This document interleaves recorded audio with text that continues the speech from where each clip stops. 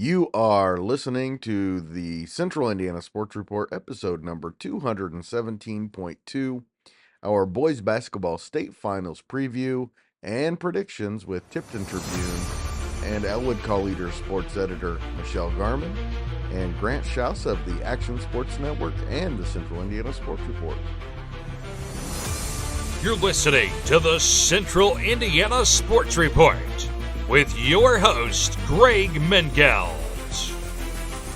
Welcome back, Michelle and Grant, to the Central Indiana Sports Report for our boys basketball state finals preview and predictions. So I will go through each game, starting with the Class A game, which is at 10:30 on Saturday at the Fieldhouse in beautiful downtown Indianapolis. And I will make the introduction. I'll make my picks, and then you guys can whatever comments you have and make your picks as well. Are we ready to go with a really good Class A game? Yep. We are, but first I want to remind Grant that, hey, you ought to just get up early, go down, eat breakfast somewhere in Indy, and get parked because Indy's going to be crowded and everything. Yeah. And so the earlier you get there, or get down there, better off you are. Yeah, I know. I think we're planning on eating at the Lincoln Square in Elwood. Nice. So it's a great place to eat. I haven't been there in so long. My dad suggested it. All right, like I said, the first game is at 10:30 a.m. on Saturday at the Fieldhouse, and it features the 26-2 Clinton Prairie Gophers against the 24-4 Orleans Bulldogs. Neither team has been to this point. Neither team has ever played each other. Obviously, neither team has won a state championship. Grant, you and I picked Clinton Prairie from the start. We both picked them to win the state championship. Orleans, though, to get through that South, so battle-tested. Again, this is one that could go either way. It's impossible to tell when one is in the far north, one is in the far south. But I'm going to just go ahead and say, because Orleans is more battle-tested, I'm going to take Orleans by 3, Grant. Like you said, we picked Clinton Prairie from the very beginning. To get to this point, I picked them to win the state. You know, we had them either playing. We had 3 options at one point: yeah. Hauser, Clay City, and Orleans. And Orleans, I thought, to me, and I know you're going to disagree, but to me, Orleans felt like the least likely that was going to happen. But I agree. Yeah, to get out of that semi-state that, they did, I mean, that was unbelievable. If you saw how they won those semi-state games, they had to hit 2 big shots late in those games, beat number 1 and number 2 in the same day there at Seymour.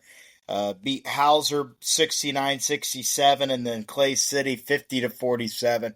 You're right, they're battle-tested. And Tom Bradley, who I'm sure you know because I'm sure you've covered it. You've been everywhere. That guy is a winner, and that guy has, he's been the coach there since 1999. This is a guy that's been there a long time. I think, to me, that one's really one I'm obviously looking forward to the 2A game, but I think the other game I'm looking forward to the most is this game because the atmosphere is going to be really good. Both fan bases, both communities are going to travel. It's going to be packed for that 1A game. But to play devil's advocate for Clinton Prairie is that they've played they haven't played as good of a schedule, I think, as Orleans has, but they have some dudes who can flat out play the game. With that being said, though, I'm going to take Orleans, I think, to knock off Clinton Prairie. I know we picked Clinton Prairie to win it from the start, but I'm going to go with Orleans. You look at, I'm big on the strength of schedule. You look at their schedule. You look at who they played: Bedford North Lawrence, South Ripley was a top team in 2A. They played them, Paoli, Brownstown, and then to win those games in the semi-state and even beat a really solid Christian Academy in the regional just shows their poise, their battle. Lagodi in the first round of the sectional. Yeah, I mean, in North Davies, that's a Medora who is better. They've been bad, but they were better this year. That was probably the best Medora team in 50 or 60 years, and they were like 14-9, 14-8, something like that. So, but I'm going to take Orleans to pull off the stunner. I'm going to take Orleans by 2. Well, I don't know that it. Well, I know because they're ranked. I don't know that it would really be a stunner if Orleans did it. I will say this. I think Chad Peckinpah, with his dad as an assistant, I think the coaching is flat out even. I mean, I think both teams are very well coached, and I don't foresee one getting out coached or out prepared than the other. The key for Orleans will be how they handle Clinton Prairie's junk defenses, because that's kind of what they did. Tipton handled it pretty well. You know, when you have a Grady Carpenter that can kind of facilitate and create, and you know the McGraw 2,000-point scorer, he's he's pretty good. I really think it's going to be, here's the team that doesn't rely necessarily on 3-point shooting as much, because when you get to Gamebridge, it's a different setting, and the state finals are different, and you have the 2 lines on the basketball court, the 3-point lines, and and I know you sit there and go, well, you see kids make deep threes all the time, but sometimes they read that second line and are 2 steps behind it, which puts them even farther out than what they might be shooting a deep three. And but if a team does get hot from 3, will be, but I think a team that doesn't have to rely on the 3 for offense is better suited in that environment. The team that hits the glass better, crashes the offensive boards better. But I'm like you, Graham. I put a lot of stack into strength of schedule, especially at the Class A level. I know it's held true a lot of times in the girls' state finals that the Class A team that actually loads up and plays some 3A, has quite a few good 3As and some 2As and doesn't play a bunch of A schools, usually ends up winning. Because of that, strength of schedule and everything, I will take Orleans too. I just think the South semi-state was a bear. And I think in Class A this year, I think overall your better teams were in the South. Yeah. Crazy, Grant. In the sectional, you and I picked Clinton Prairie to win the state championship, and now all 3 of us are picking against them.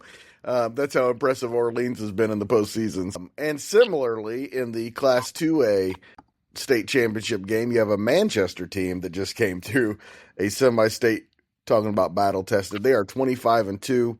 University, the surprise of all the teams in the state finals, University is by far the most surprising. They are 20-9. These teams have never played each other.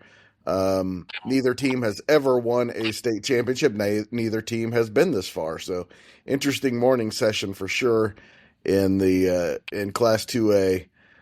Grant, we're going to start with you because you are very familiar with the Manchester program, and actually you have a preview for us coming up later Friday. But I think this is a mismatch. I think Manchester was made for this game. I think they're going to run away with this game, and I'm going to say Manchester wins this game by 11. I'm going to ask you a question here. Who do you think I'm going to pick? I think you're going to pick Manchester in a close game. I'm obviously going to pick Manchester. I'm going to stick with you though. I think they win this game by.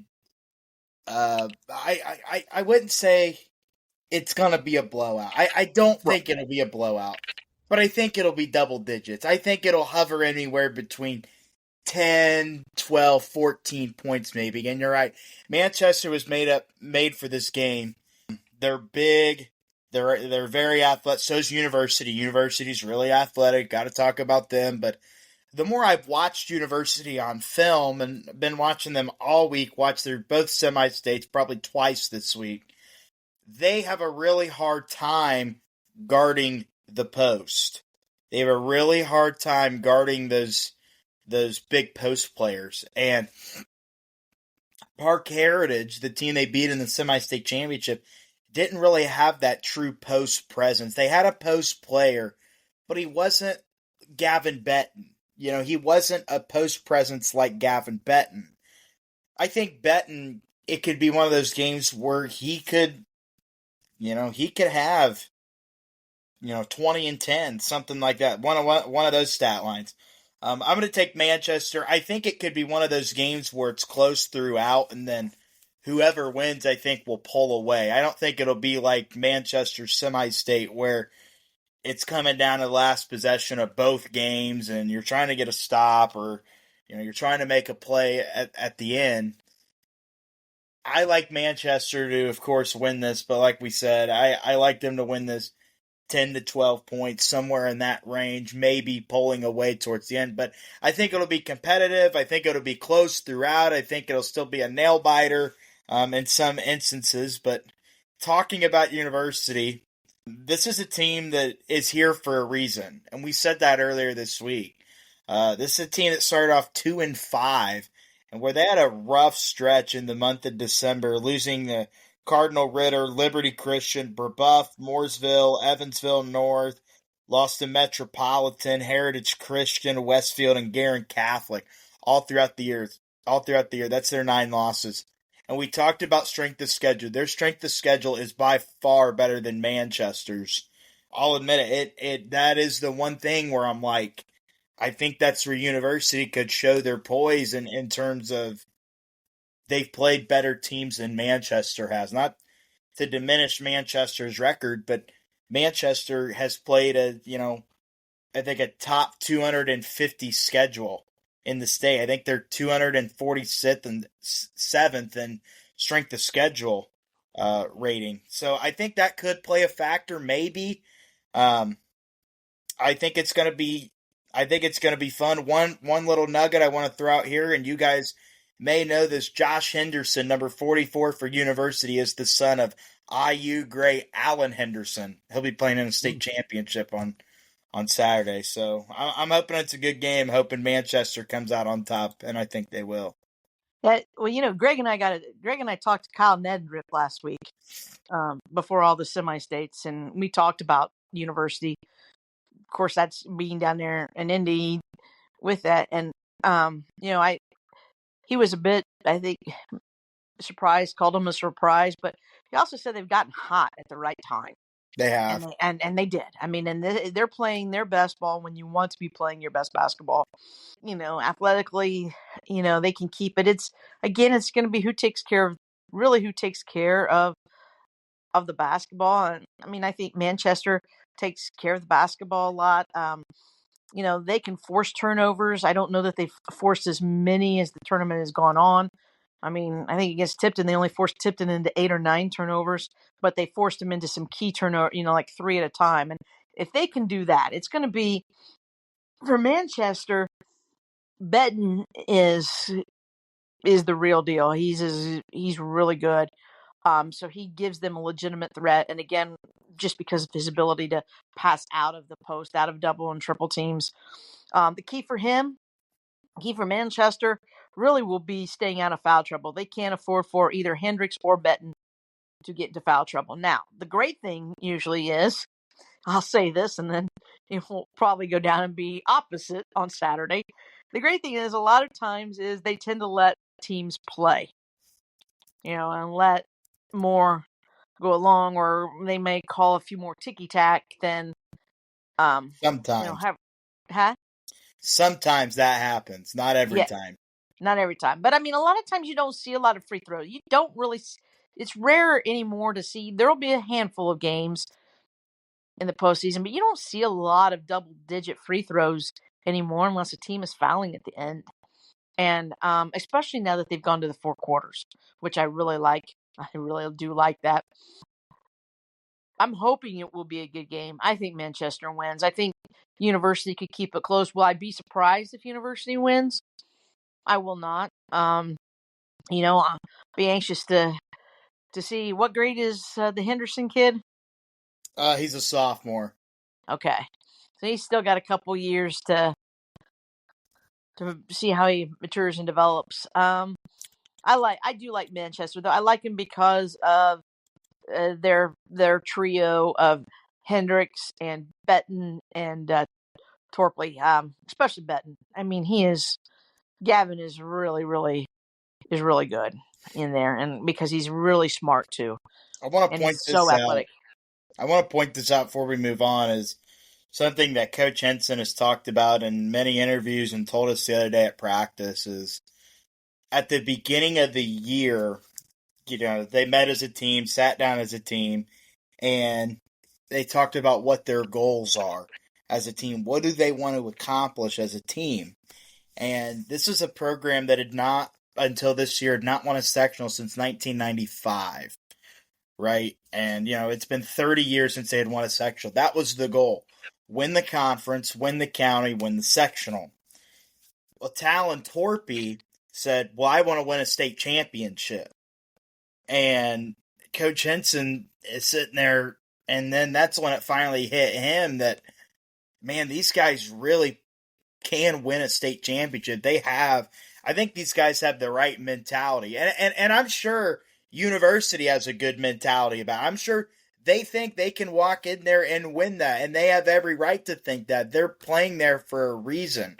But I think it could come down to who's the most mentally tough, who can handle the high pressure situations. And we saw that both teams could do that. University had to beat Linton Stockton in overtime the first game on Saturday. Then they played a tight game against Park Heritage in the championship. And then Manchester had to, have a clutch 3 at the end of their first game and then have get a big stop on defense at the end of the second game. So I think these teams are both mentally tough. I think this one actually matches up better than a lot of people think, but it's going to be real fun on Saturday. And one more time, just want to mention that Grant did a fantastic job interviewing Manchester head coach Eli Henson and 4 of the Squire's top players, and we will have that for you later Friday.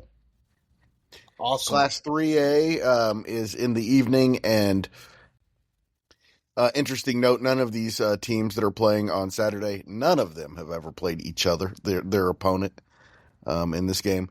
6 o'clock at the Fieldhouse. There might be 250 points scored in this game, of course. Yeah. South Bend St. Joseph scored 199 in their semi-state. Attucks averages in the 60s, but doesn't mind running as well. I think they've had 4 or 5, maybe even 6 games in the 90s this year. Of course, South Bend St. Joe never won a state championship, but this is their 4th appearance, so they are experienced and were state runner-up last year to Scottsburg. Crispus Attucks has won 4 state championships. Shout out to Ray Crow and maybe the greatest run in a decade in Indiana high school basketball history. It's either Attucks or Marion in the 80s. This is going to be a good one. I think Attucks wins comfortably, but not easily. I'm going to take Attucks by 8 points. It's so tough to pick, man. I mean, For me. this one by far, I think, is one of the tougher ones to pick from. I'm going to agree with you, Greg. I'm going to take Crispus Attucks. My mind's been telling me all week to take South Bend St. Joe, and look at St. Joe's roster, guys. I got it pulled up right here. They have 4 double-figure scores. They have 4 guys who are, next-level basketball players. You have Nick Shrewsbury, Micah Shrewsbury's son. He's not as good as his brother at Notre Dame, but still is probably going to go play at the next level. Elijah King, 14 points a game. Chase Knisney, 22 points a game. Ethan Roseman, a transfer from Bishop Chatard, I've gotten to know his dad a little bit, 10 points a game as well. So this is a well-rounded team. Obviously, you mentioned they average 77 points per game. And even more in the postseason. Yeah, but I mean, look at Attucks, man, and look at the roster they have. Look at the athleticism they have. Desmond Briscoe is going to be an Indiana All-Star. Only averages 15 a game. Pulls down about 9 rebounds a contest.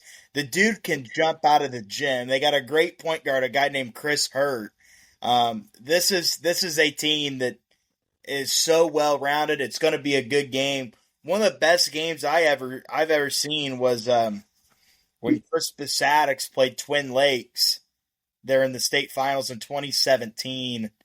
And Attucks hit a shot at the buzzer to beat Twin Lakes. They were there. That was the first state championship that they had won since, way back in the 50s. Since 1959. Yeah, 1959. And what was cool about that is Oscar Robertson, and we talked about him on here before. Oscar Robertson was handed out the medals when they won to the team. He passed out the medals, which was pretty cool. I hope he's there on Saturday. I'm sure he will be if he's healthy. I'm sure right. he will be. I listened to him speak at an NBA All-Star event last year in Indy, and he's in his 80s, and he moved pretty good. He was in good health. That was then.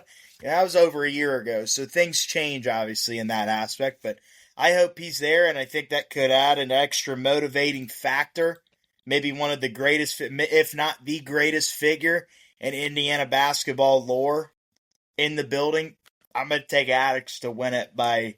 I'm going to take Attucks to win it by 5. I'm sure Greg probably knows who I'll pick because I'm the one that said they could win that. I is really the one kind of picked them to win that sectional from the get go. I thought they would beat Cathedral. They did beat Cathedral. I'm taking Crispus Attucks, and I was there at that game too in 27 at that state championship game. But my biggest thing is I watched Briscoe just.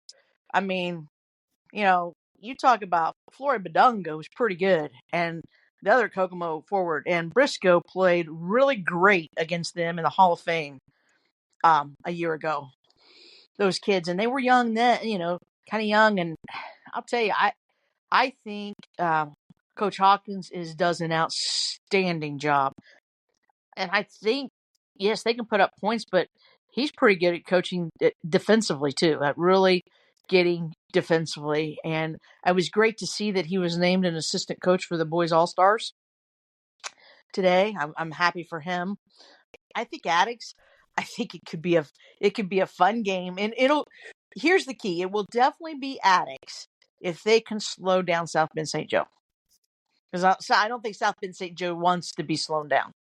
Well, they held New Pal to 49 points. That should tell you right there what they're capable of doing defensively. Yeah, so I think it's Attucks. I think they'll win. And I do hope that Oscar Robertson's health is good and that he is able to be there again for him. I mean, talk about a legend. And I think it's great that he stays not only has he stayed in the community, come back and settled and been in the Indianapolis community, but he has stayed in touch with that school, Yeah. He shows up, and I think that's just fantastic. Let us not forget that even after Oscar Robertson was there, Crispus Attucks continued to win championships. I want to point out that Ray Crow is one of the all-time great coaches in Indiana basketball history. Yes, he is. And we moved to Class 4A, and I think the game that we kind of expected in the beginning of the season, but Jeffersonville, I think, fell out of the top 10 at one point. Fishers is 30-0. They've won 42 games in a row. They are the defending state champion. Jeffersonville is 23-5.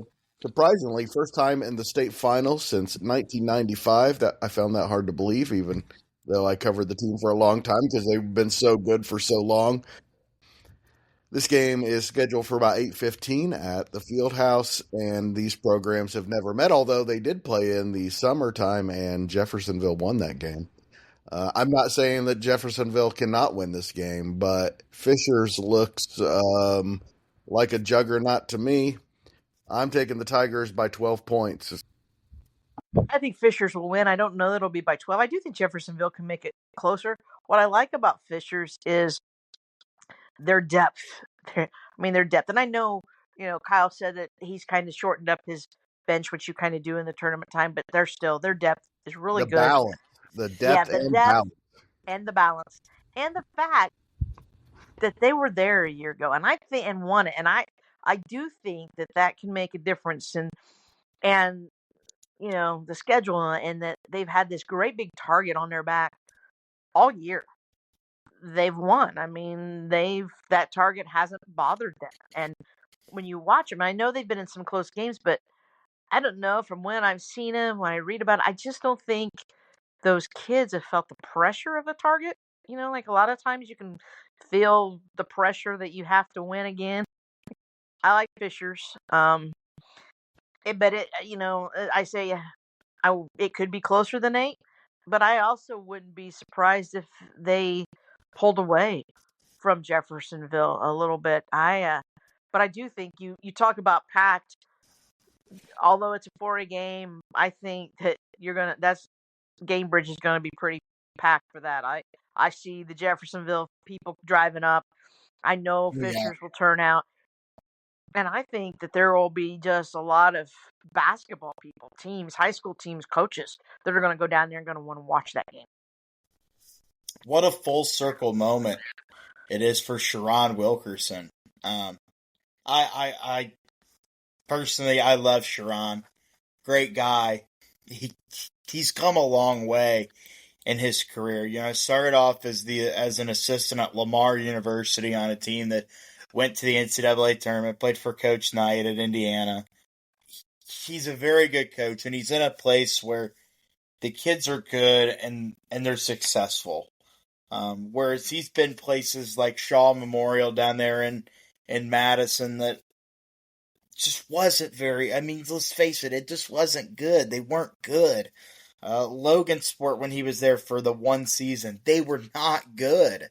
But I think he's set up with a group of kids that have bought into what he's trying to teach. I like the fact he's back at his alma mater. The one state championship they won, he was a player. I think it's really cool. The guy doing the game on TV, Mike Broughton, was the head coach of that team. And Coach Sharon, it's a full circle moment. The IHSAA does a real great job at that and trying to, have those full circle moments. Like Pete Smith, who was the coach at Guerin Catholic, was the coach at Manchester. He's calling the 2A game, the Manchester game. But tying this back into Fishers and Jeffersonville, I want Jeffersonville to make it a game. I want them to win. I want them to be David and beat Goliath, even though they're 23-5. But Fishers is Fishers, and they're 30-0 for a reason. Fishers doesn't have a big as good and as talented, I think, as Trey Singleton, but their guards are just incredible. Their guards are unbelievable, and guards win championships. You look at who they have. They have multiple college basketball players. Justin Kirby's a Division I player. Jason Gardner Jr., Cooper Zachary's going to play at the next level. Millen McCartney's going to IWU. John Anthony Hall's going to play football at Stanford. I mean, this is a well-oiled machine, and like we said, they're 30-0 for a reason. I'll just keep it short for you. I'm going to take Fishers to win by 12. But I think it'll be kind of like that 2A game we talked about, where I think it'll be close for a while. But like Michelle said, I could see Fishers kind of pulling away. I could see Jeffersonville keeping it close and making it a game for a while. But I just think Fishers is just stronger enough and more well-rounded and more experienced to pull away there towards the end. And to bring it back around, this Fishers team is very similar to the 1993 Jeffersonville team that had 5 or 6 options every game as well. You had no idea who was going to lead them in scoring. They had 6 Division I athletes on that football team, or on that basketball team. Well, let's go back even farther and compare him to the Marion Dynasty back in 1A with Jay Edwards and Lyndon Jones and I can't even remember the kids all in that name, but I mean, Persinger, wow. Keys, Ewers. Yes. I still remember. There you go. Yes, I mean those guys, and they all, So yeah, I mean that's Fishers has got a little bit of a juggernaut there. And hey, I know this isn't to do with the state finals because I know this is going to air, but I also know that he goes in for surgery on April 8th in a couple of weeks, but I'll probably say it again on another podcast we do. But any of your listeners, if you would, please say, keep Coach Cliff Hawkins in your prayers as he and the person that is going to donate his kidney in your prayers because that operation is going to take place on April 8th. So make sure, let's pray that it does get to know it. Neither one of them end up sick or anything like that, and it gets to happen. I want to touch on that too. Just wanted to, I didn't get to join you guys for your podcast if it hasn't come out talking about him stepping down as the coach, but we haven't done it yet, have we? I got to get that yet. to No. Okay. We haven't done it yet. Okay, but Cliff is extraordinary guy, a better person, I think, than, I think he's as good of a person as he is as a coach. So wishing him well, and hopefully in some capacity he can continue to coach again. I'm very happy to hear that he's having a kidney donated to him. I think that's great. That's awesome. You don't want to see that happen to anyone, and hopefully he can recover quickly and getting back on the sidelines somewhere.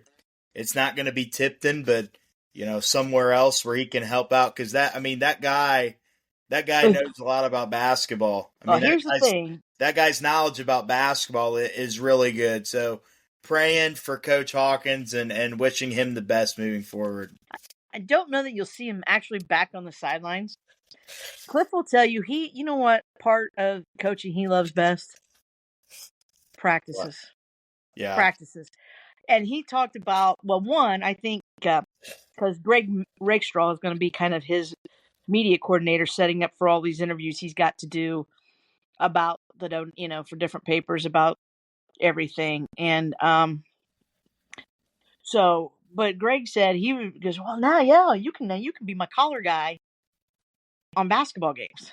So I think he's looking forward to doing a little bit of that, which Cliff will be great at that. He's got a great voice. He's very insightful.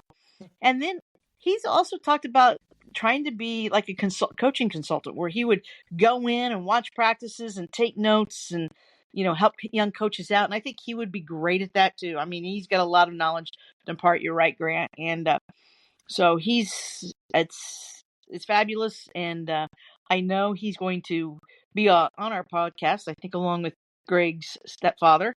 And we're going to do a podcast on donors and kidney and chronic kidney disease and everything, and try to kind of like a public service, because I think there's not probably enough attention brought to it. So I think his story is great. I'll be honest, I felt truly honored that he called me in and he wanted me to be the one to tell that story about him stepping down. And great. And I still got another one, because an hour interview, this story, if I would have put everything in it that I wanted, everybody would have stopped reading it, because it would have taken up way too many inches. But anyway, and then did you guys see the news today? We've got some other coaches have stepped down. Hamilton Southeastern's coach stepped down. Greenfield Central's coach stepped down. Yeah, this is always it's kind of a cool. It's not a cool time of year for that, but I think it is cool to then think about, what's going, who's going to go where, who would be a good candidate for this job. And Pendleton Hines, Buck is retiring again, which it's so funny because Kyle tweeted that today, and Cliff had kind of already known, and he let me know when I talked to him earlier this week that Buck was going to step down. The coaching carousel's fun.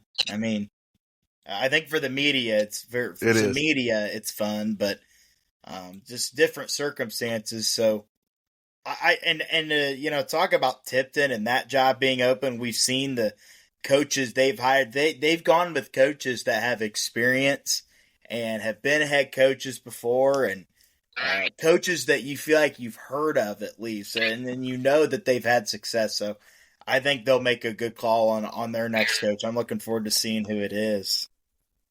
I'm sure Michelle has some. Yeah, I am too. Yeah.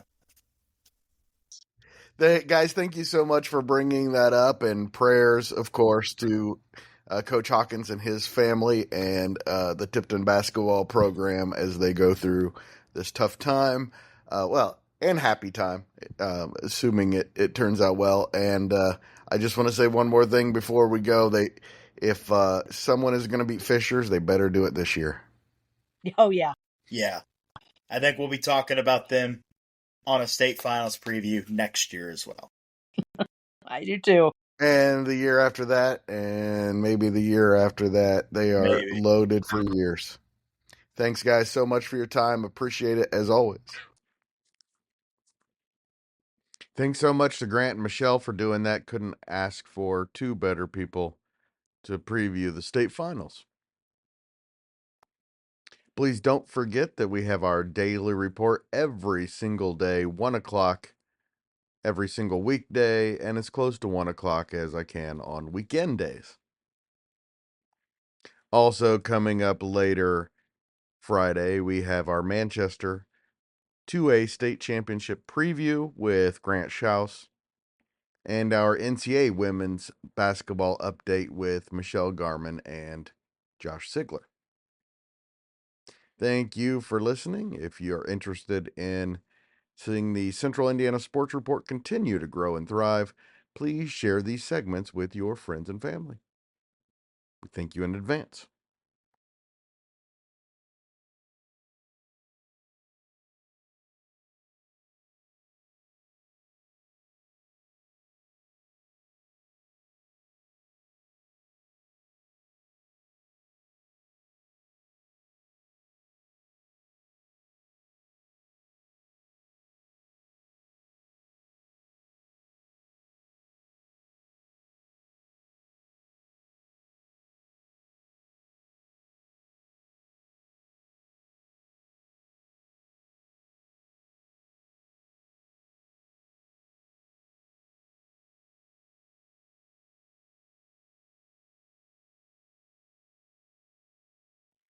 Central Indiana Sports Report is a product of ITG Media. And I love Susie.